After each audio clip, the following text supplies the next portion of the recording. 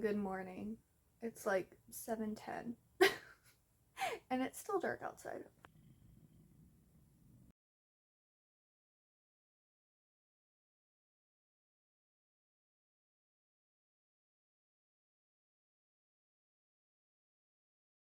I don't like getting up when it's still dark outside. My cat Charlie is even confused because I normally wake up at 9 a.m. At 9 a.m. he's like right there begging for his breakfast. Not today. He's lying on the pillow purring because he thinks that I should be going back to bed. Are you confused, Charlie? Oh, are you gonna pose for the camera? You're so cute. So yeah, I don't know what to do because it's too early for me to eat. I have this weird thing where if I eat too early, I get a tummy ache. Because I normally don't eat breakfast till like 10:30, 11 a.m.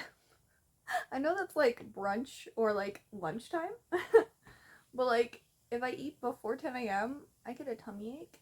But at the same time, I don't want to get ready before I eat.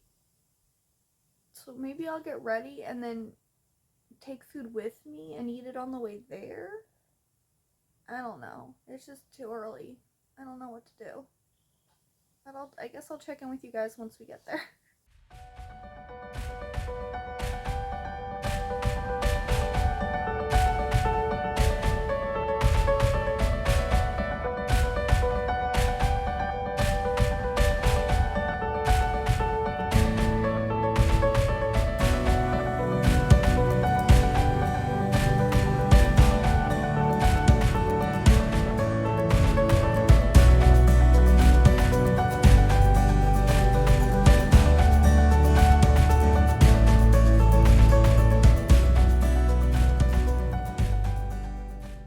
So we are here at Cape Cut! We're here at Cape Capon National Park and we are going to be doing the Rock and Roll Trail.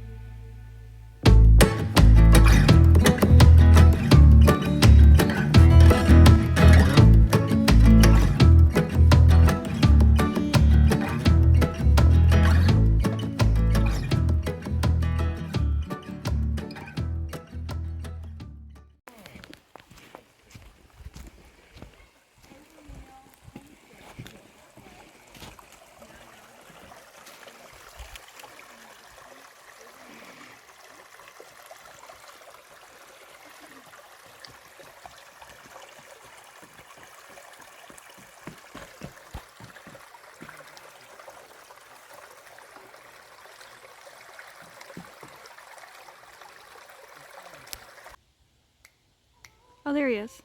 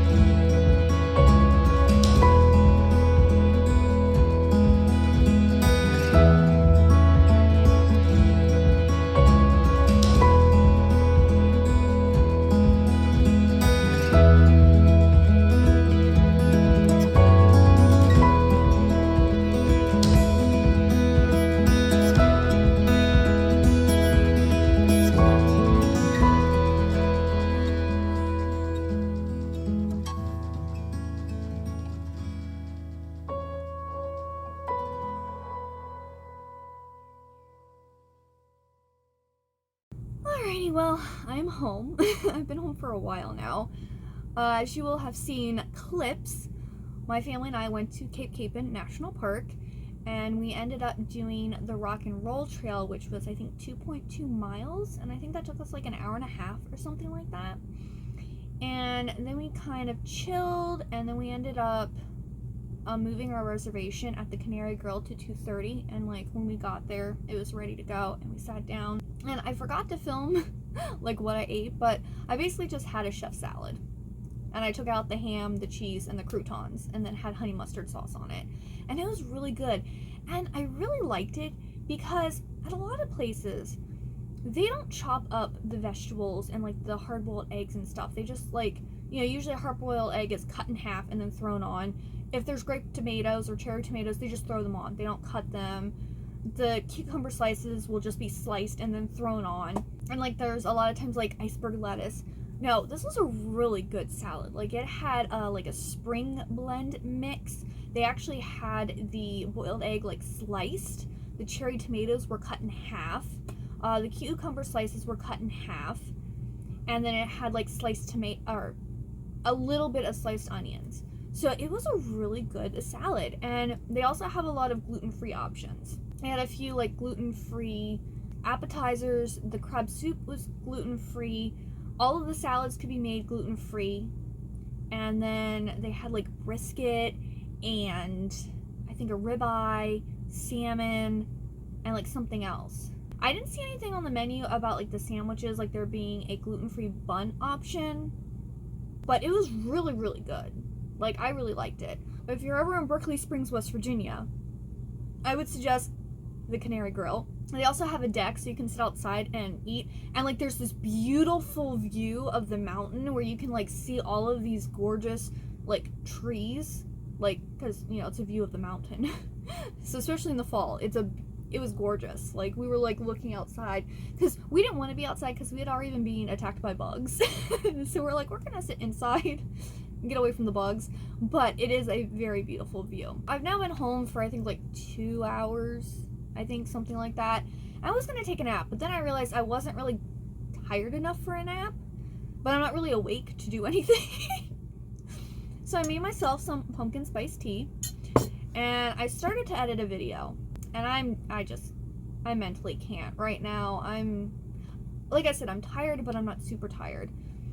So I watched some YouTube. I was working on figuring out what books I want to read for Vampathon and Weekend Ween, because that's coming up in like 2 weeks. No. I guess, tomorrow technically will be like a week, I think, until it. And then like, I'm really in the mood to read something, but I don't know what. Because I'm supposed to read Odd and True and then The Angel of Darkness and listen to Plain Bad Heroines, but I'm not really in the mood for any of those. I like went through like my October, November TBR, and it's like I'm not really feeling any of these either. Like there's some things that I'm interested in, but so I was like looking, and then I saw this book on my shelf. This book is actually from March 2014, so this has been on my shelf for like 8 years. I don't know why I haven't read it, but this is giving me like Phantom of the Opera vibes, which is kind of what I'm in the mood for. It is a gothic setting. It's about a girl named Sing who like loves to sing, and her dad sends her to this Dunhammond Conservatory that's surrounded by this forest, and that year the school's going to put on this opera called Angelique, which is an opera that was inspired by the forest, and apparently you're not supposed to go in there because there's something lurking in there. And then she ends up working with the mysterious apprentice Nathan Dazemore.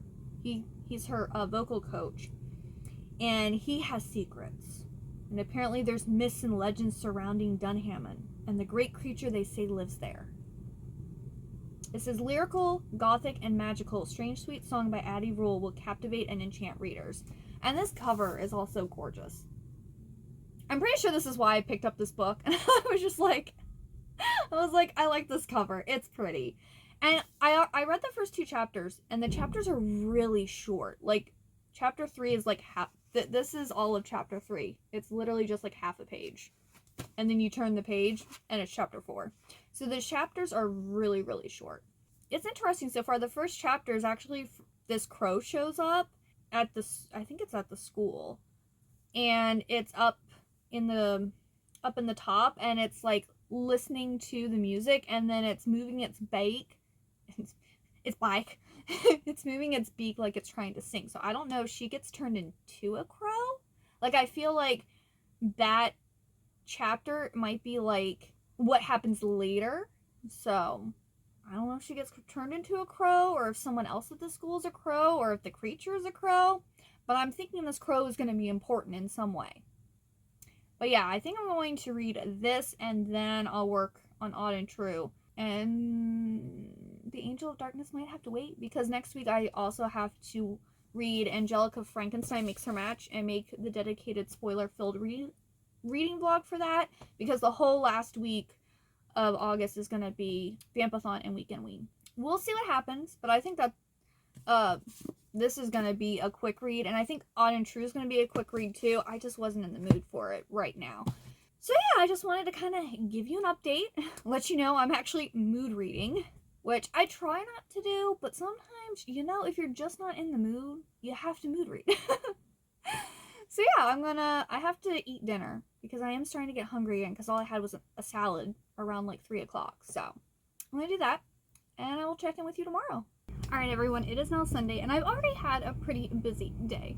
I went to Costco, and I also filmed my end of the year book tag, which you will have seen before this vlog. I haven't gotten that much more read, so I did work on reading Strange Sweet Song last night, and I got to page 54. I am really liking this, and then I started listening to Plain Bad Heroines today while I got ready to go to Costco and film. It's very interesting. I almost want to read that, or like read and listen to it until I have it done, because it's very interesting. Like the beginning, I'm only I think like 8 or 9% of the way through. Basically at the very beginning, we're getting like the big event that happened that then caused, like, I guess the school to shut down and a movie to be made about what happened. So these two girls, Flo and something else, apparently started this Plain Bad Heroines club based off of this lady's book.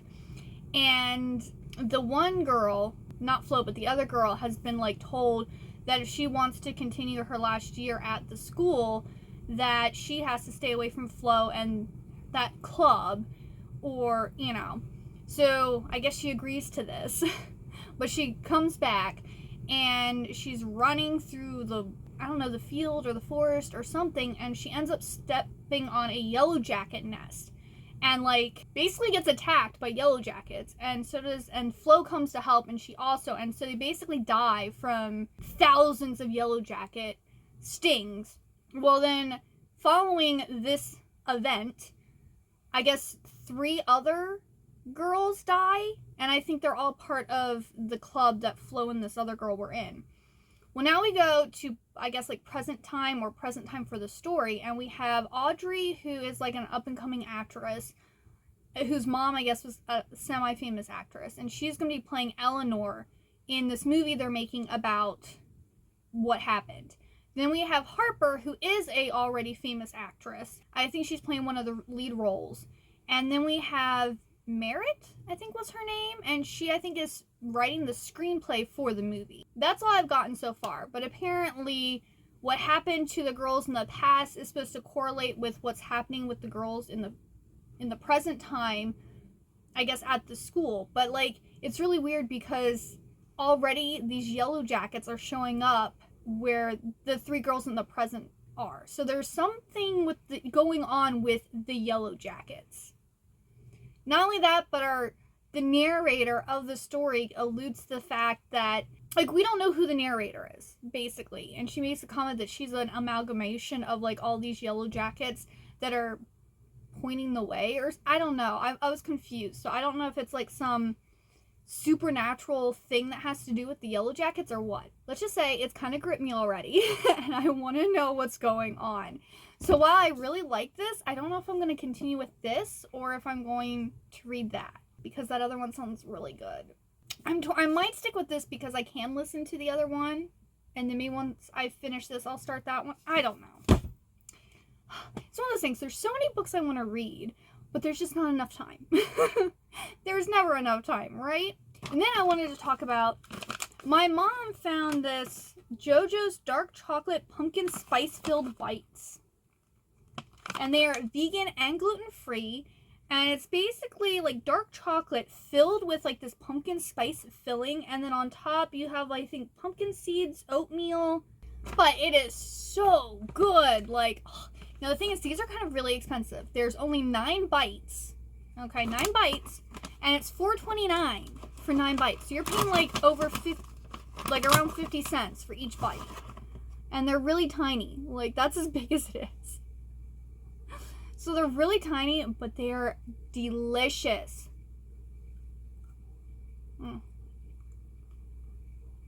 See that? It's nice and filled with pumpkin spice filling. They're so good. My mom found these at Martin's. I don't know. Like, we don't have Martin's in Maryland. So I don't know if it's just a West Virginia thing. Because I grew up with Martin's. I don't know if there's Martin's anywhere else or not. If I can find them online, I'll link it down below, because these are amazing. I had my mom buy me a couple bags, let me know how much it is, and I'll send you the money.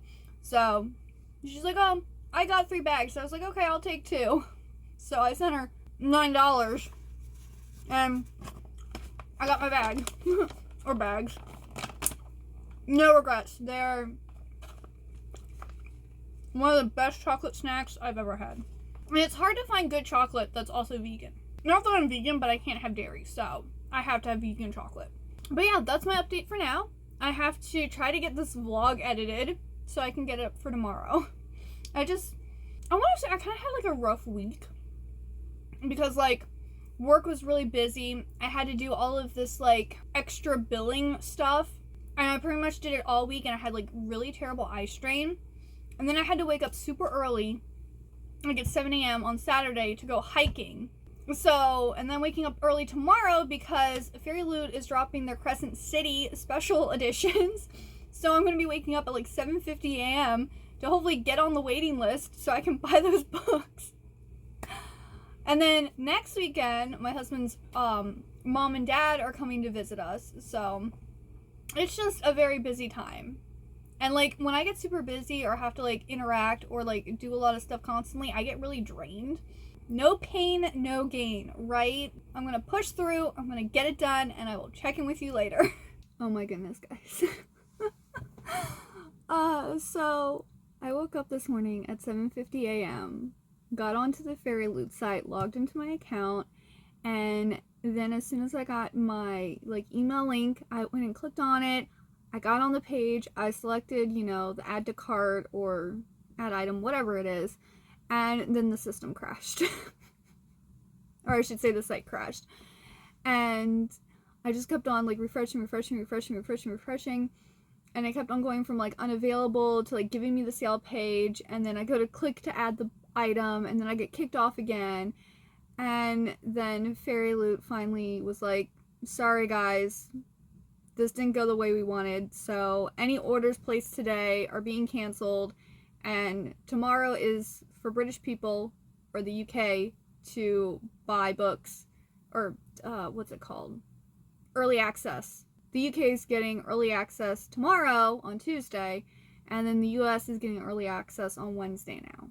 Because they did not appropriately plan for the amount of people who were going to get on to the site to purchase the book. Or I should say, books. So yeah, I wasted an hour of my life. I could have slept another hour this morning, but I didn't know. And good thing I work from home, because they're making the sale, I think at like 11 a.m. my time. So if I worked like an 8 to 5 and I was at work, good luck to me, but luckily I work from home. So as soon as like I get my email, I can get on, and like, hopefully it doesn't, you know, crash again. Hopefully. I guess I'll find out when the UK one happens, how that goes. I don't know if they have more people in the UK or more people in the US that have Fairy Loot. Because, I mean, I don't personally know anyone where I live that has Fairy Loot. So I don't know, like, if there's different parts of the US where people more so buy Fairy Loot, or, like, I don't know. Nobody I know has Fairy Loot or talks about Fairy Loot. Everyone I know who has it are YouTubers. Which is funny. I have read more of Strange Sweet Song. I decided to stick with this because it is short and it is a quick read. So I got to page 154, and I'm liking this, but it's not really what I was expecting, and it's like really weird. So we have our main girl Sing. We get her perspective and everything, her internal struggles and like her issues with her mom and dad, like being famous and like how that's affecting her. And she's really upset because she didn't get the part she wanted at the conservatory that she's going to. Then we also get the perspective of the Felix, which is this like sky cat, or it's the sky who looks like a cat. I'm confused exactly what the Felix is. Like, it sounds like it's like some type of like supernatural creature, possibly maybe a god. I'm not really sure, but it's apparently super hungry and likes to just rip out things' throats. Like, it doesn't actually eat, it just rips out people's throats. And it's apparently still living in this forest that's surrounding the conservatory. And then we have this other perspective of Nathan and George. And the crow is this guy Nathan. He was a crow and he got turned into a human. And I believe it's because apparently the Felix has this thing where if it looks into your eyes and your despair is more than its despair or sadness or whatever, it will shed a tear, and that tear gives you a wish. So I'm guessing the crow was sadder than the Felix, and so he got a tear and made a wish to be a human. Because George finds Nathan after he's been turned into a human, and he actually gives him his name, and he finds like this little teardrop like stone thingy, and he like keeps it, and is kind of therefore keeping Nathan as almost like a slave, kind of, because Nathan can't be too far away from the stone, or like he starts getting ill and he could possibly die. But it seems like Nathan doesn't know about the stone because he's done nothing to try to get it. There's been no comment that he's made about it. So those are like the three different like perspectives we're getting. I'm interested about how all of it's going to like connect. It's just really weird. It's coming off as more like realism than like a gothic novel, in my opinion. It's not like anything I've read before. It's very confusing. And then I'm probably gonna listen to some more Plain Bad Heroines today. Why I have to contact people to pay their bill. I shouldn't have that many people to contact though, because when I was going through the statements that I sent out on Friday, it seemed like most people had already paid their quarterly billing. So I shouldn't have too many people to contact. Thank goodness. I mean, I've already contacted everyone out once, but now it's kind of like either you're on hold or hey, pay us or we're deactivating you. I gotta go and do that, but I will check in with you either later today or tomorrow. Alright, it is now Tuesday, and I have finished reading Strange Sweet Song by Addie Rule, and I gave this 2 stars. There is a lot of issues with this book. First off, nothing is explained. Like, there's no explanation for anything in this book. We're just supposed to take everything at face values, and it just is how it is. It literally makes no sense. The maestro, George, who found Nathan after he turned into a raven, is like obsessed with him.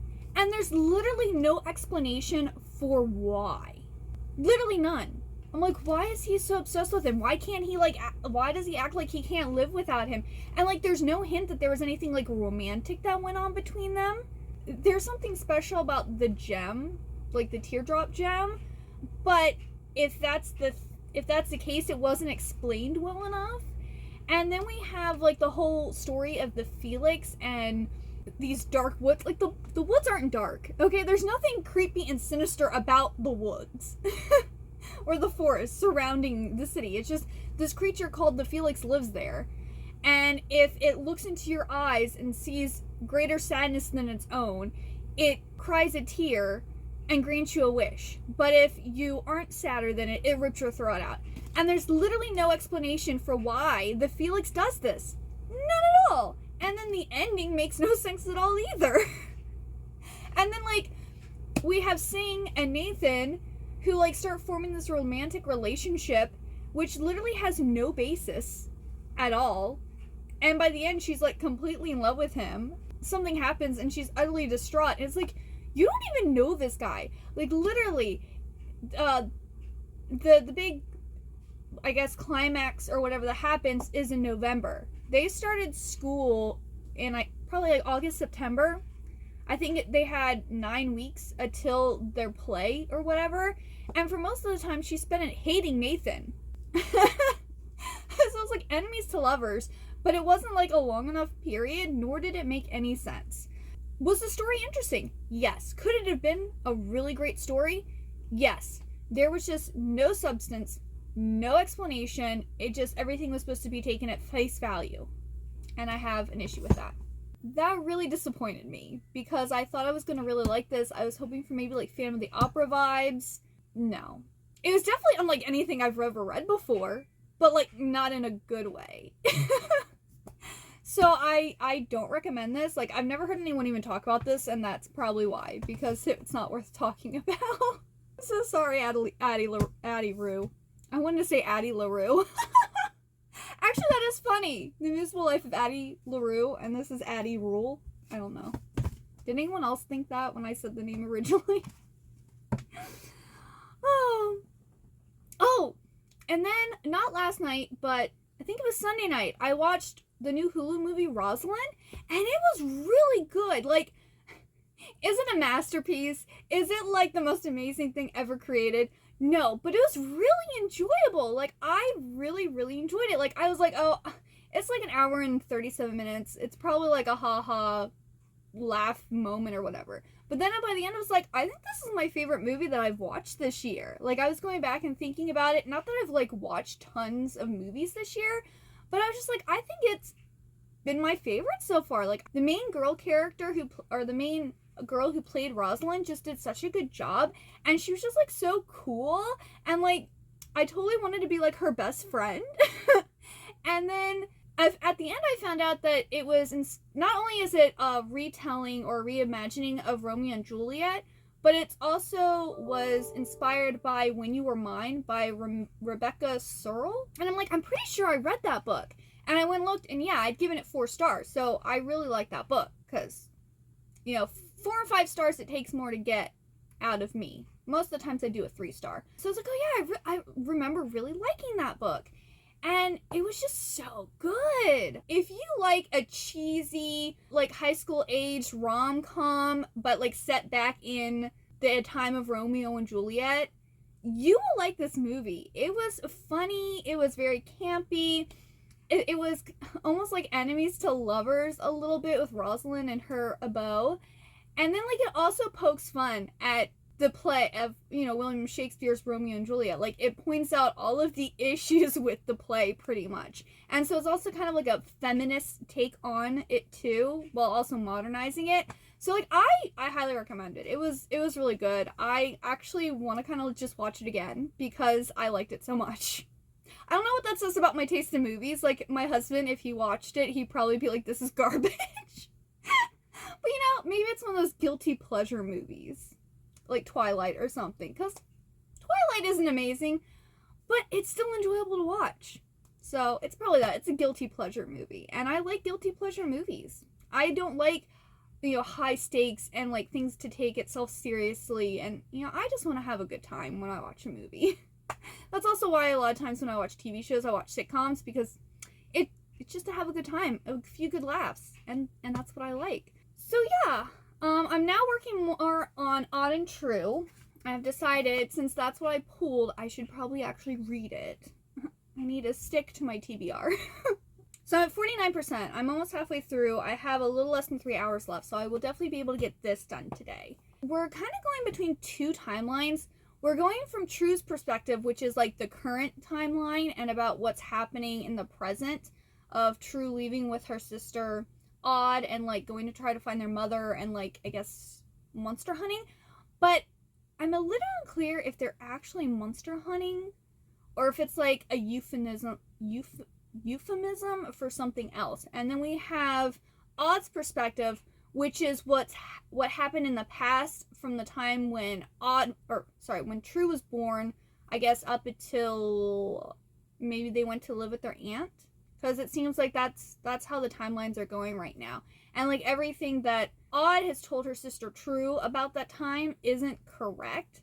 And Odd is actually like writing a book, I guess, about their lives, and she's not letting True see the book yet. So I'm just wondering how True is going to react when she actually finds out, like, basically their very depressing childhood. I'm like, it's a very well written book. It is very interesting. I just don't think I'm currently really in the mood for it, but I'm going to keep on going because, like I said, I'm almost done. I have like less than 3 hours left of the book. I guess I'll probably check in once I finish Odd and True. Oh my goodness, this Crescent City launch is like such a mess for Fairy Loot. So like, I got on early and I got on the site, I logged on in and everything.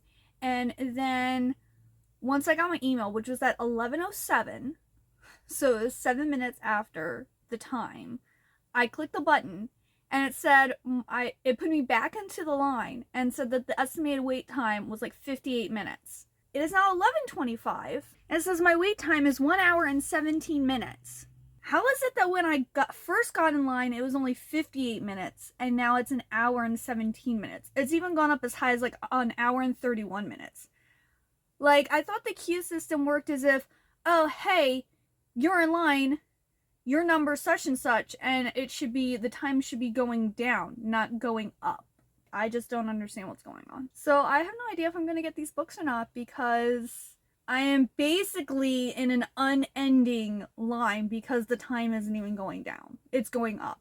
I will keep you updated about what happens, but I'm kind of annoyed right now.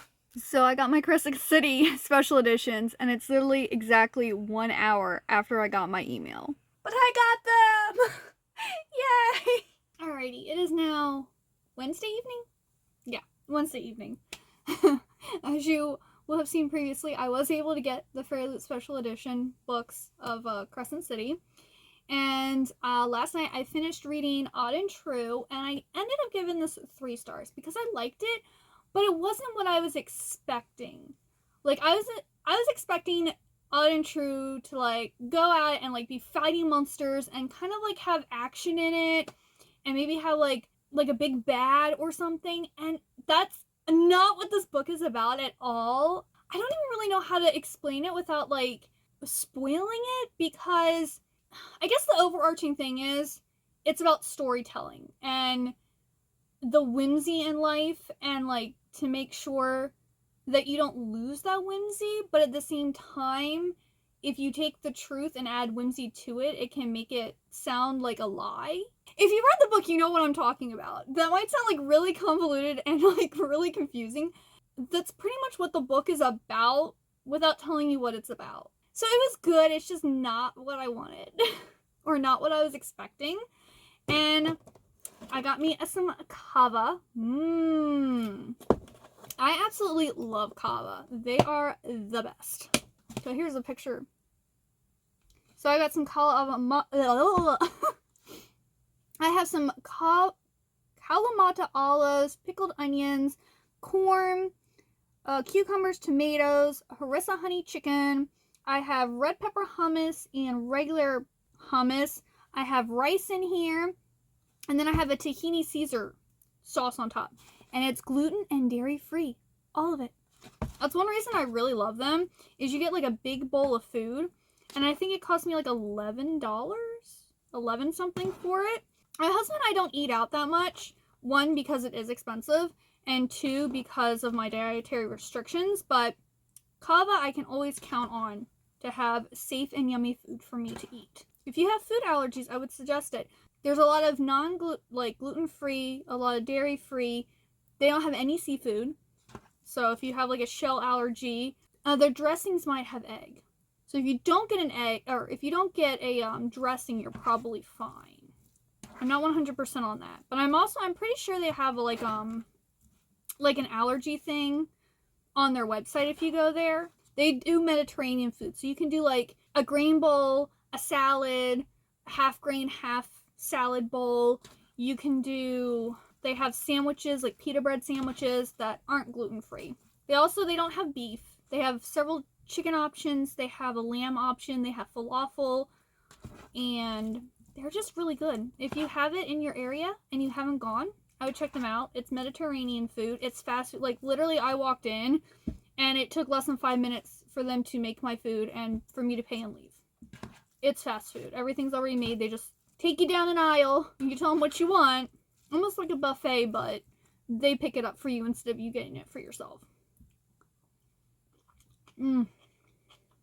So good.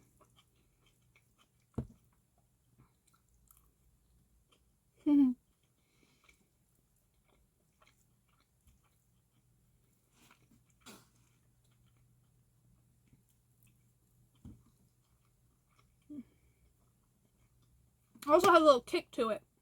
A little spicy, so I'm excited because Mel is joining Live Sprints here in about 18 minutes. So I'm going to hop on there. Or I'm going to be reading Angelica Frankenstein Mix Her Match.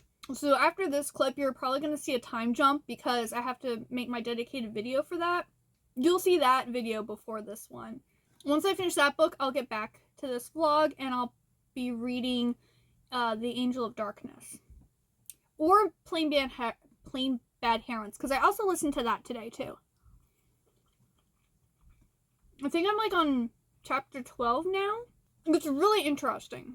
I'm very interested to see what's going to happen because it's creating this atmosphere of like something sinister is happening at this school, and anyone who's associated with it in some way, like something bad is going to happen. I'm just waiting for like something terrible to happen. I want to know what it's going to be. I think it's a big book. How big is Plain Bad Heroines? Because I know the audiobook says it's like 16 hours, and I'm listening at it at like 1.52 speed, so it's almost half that. It's 641 pages, so it's a big book. So I think I've listened to like 14%. I've listened to a good amount, but oh, it is a gothic horror and Hollywood satire.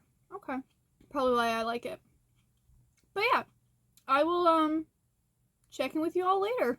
Alrighty, so we have reached the end of another weekly reading vlog. It is currently a Sunday, October 23rd,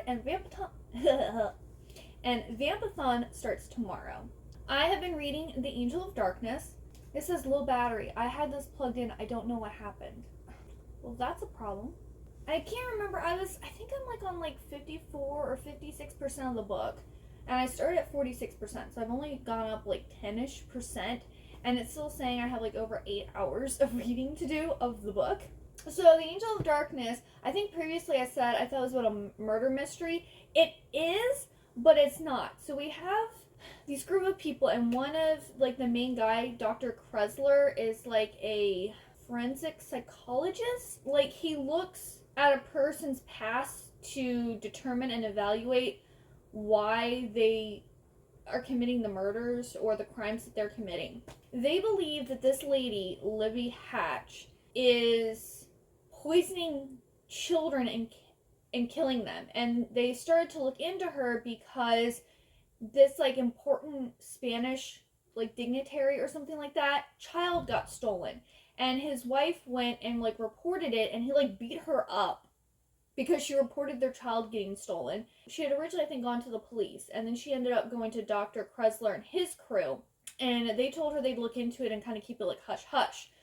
So they went and like are looking into this lady now. At one point they thought that they had the little girl hidden in like a wall somewhere in the basement, but they couldn't figure out how to get into this like secret room.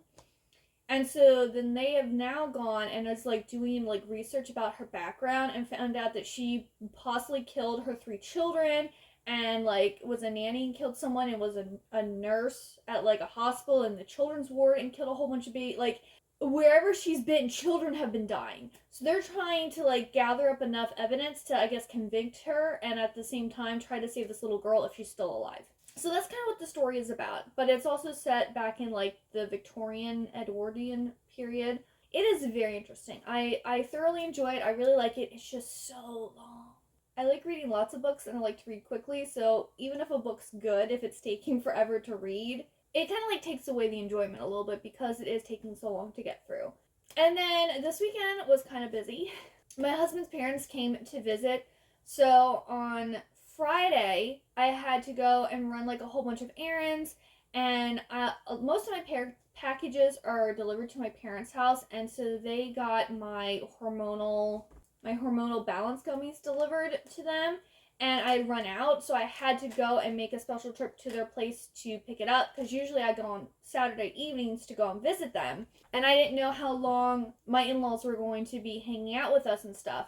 And so I had to drive all the way to my parents' house on Friday, and then I wanted to re-dye my hair because it is really growing out, like, and also like the color is fading all on the bottom and everything.